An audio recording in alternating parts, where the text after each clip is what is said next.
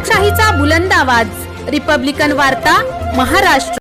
पैठण येथील नाथषष्ठी यात्रोत्सवासाठी यंदा एकूण 627 पायी दिंड्या परिसरात दाखल झाल्या आहेत। सुमारे 1 लाखांपेक्षा जास्त वारकरी मुक्कामी आहेत।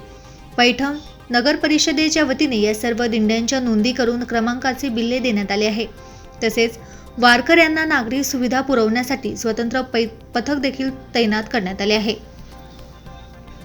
राज्यभरातून इथे पायी दिंड्या आल्या, त्यात बुलढाणा जिल्ह्यातील 39, नाशिक जिल्ह्यातून 44, पुणे जिल्ह्यातून 20, वाशिम जिल्ह्यातून 3, अकोला जिल्ह्यातून 5, यवतमाळ जिल्ह्यातून 2, जळगाव जिल्ह्यातून 10, हिंगोली जिल्ह्यातून 3, धुळे जिल्ह्यातून 1, सोलापूर जिल्ह्यातून 10, नांदेड जिल्ह्यातून 1, परभणी जिल्ह्यातून 24, जालना जिल्ह्यातून 89, धाराशिव जिल्ह्यातून 6, अहिल्यानगर जिल्ह्यातून 119, बीड जिल्ह्यातून 90, तर छत्रपती संभाजीनगर जिल्ह्यातून 122 दिंड्यांचा समावेश असून एकूण 627 पायी दिंड्या येथे दाखल झाल्या आहेत।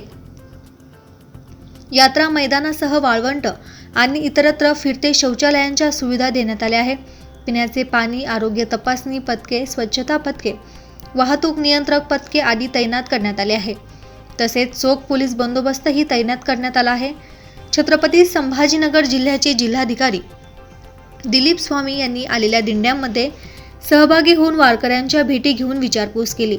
तसेच जिल्हाधिकारी दिलीप स्वामी यांच्या हस्ते आज सकाळी 7 वाजता सपत्नीक विधिवत पूजा देखील करण्यात आली। पूजेच्या वेळी आमदार विलास भुमरे, जिल्हा परिषदेचे मुख्य कार्यकारी अधिकारी अंकित, उपविभागीय अधिकारी नीलम बाफना, तहसीलदार दत्ता भास्कर आदी उपस्थित होते। रिपब्लिकन वार्ता Maharashtra वृत्तवाहिनीसाठी Aurangabad Marathwada उपसंपादक Akbar Shah. Subscribe now and press the bell icon. Never miss an update.